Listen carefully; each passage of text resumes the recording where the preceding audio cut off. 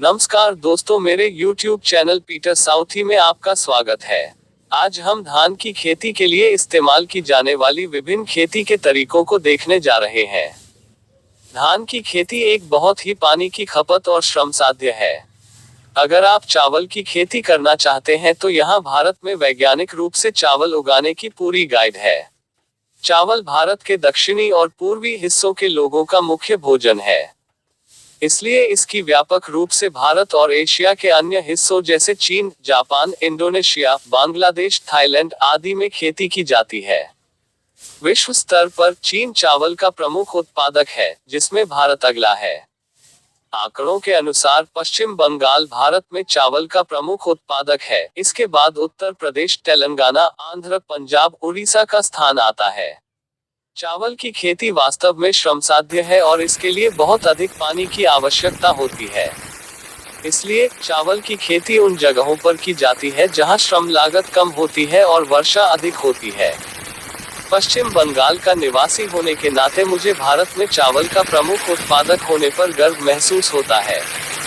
और क्योंकि यह खेती हम खुद करते हैं, हम इस खेती को करने के लिए कड़ी मेहनत करते हैं। आइए आपको धान की फसल के बारे में और जानकारी देते हैं। चावल एक घास की किस्म का बीज है जिसे ओरिजा सेटिवा और ओरिजा ग्लोबेरिमा कहा जाता है। धान के पौधे में एक रेशेदार जड़ होती है जिसका पौधा 6 फीट तक लंबा होता है। इसमें एक गोल संयुक्त तना होता है जिसमें पत्तियां लंबी होती हैं। खाद्य बीज जो व्यावसायिक रूप से चावल के रूप में बेचे जाते हैं, अलग अलग डंठल के रूप में शीर्ष पर उगते हैं। तकनीकी रूप से इसे धान कहा जाता है क्योंकि बीज भूरे रंग की भूसी से ढके होते हैं। इसके बाद धान की कटाई की जाती है और उसका छिलका उतार दिया जाता है, जिसके परिणामस्वरूप व्यावसायिक रूप से महत्वपूर्ण चावल बन जाता है। अक्सर लोग चावल और धान को भ्रमित करते हैं। धान के खेतों को धान के खेत भी कहते हैं। आइए अब हम चावल की खेती के विभिन्न प्रकार के तरीकों के बारे में जानते हैं। अधिकांश किसान नर्सरी बेड विधि अपनाते हैं। नर्सरी बेड कुल क्षेत्र के लगभग 1/20वें हिस्से पर बनाए गए हैं। धान के बीज क्यारियों में बोए जाते हैं। निचली भूमि में बुवाई के 25 दिनों के भीतर ये तैयार हो जाते हैं, जबकि अधिक ऊंचाई पर उन्हें प्रत्यारोपण के लिए तैयार होने में लगभग 55 दिन लगते हैं। चावल की खेती के 4 अलग अलग तरीके हैं, अर्थात प्रत्यारोपण विधि, ड्रिलिंग विधि, प्रसारण विधि और जापानी विधि। अब एक एक करके समझते हैं। नंबर 1, रोपाई सबसे अधिक इस्तेमाल की जाने वाली विधि है, जिसमें बीजों को पहले नर्सरी में बोया जाता है और 3-4 पत्तियां दिखाई देने पर रोपाई को मुख्य खेत में रोपित कर दिया जाता है। हालांकि यह सबसे अच्छी उपज है, इसके लिए भारी श्रम की आवश्यकता होती है। नंबर 2, ड्रिलिंग विधि भारत के लिए विशिष्ट है।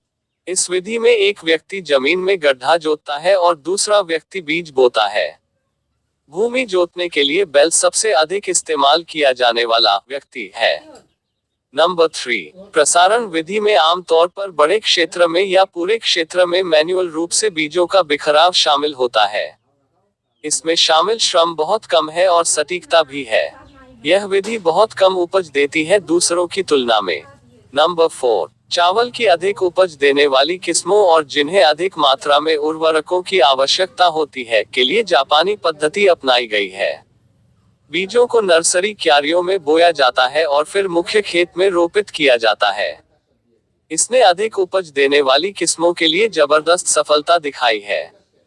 मुझे आशा है कि आपको चावल की खेती के लिए आवश्यक अधिकांश जानकारी मिल गई होगी।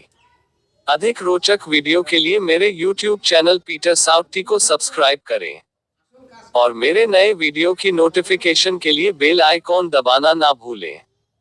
धन्यवाद।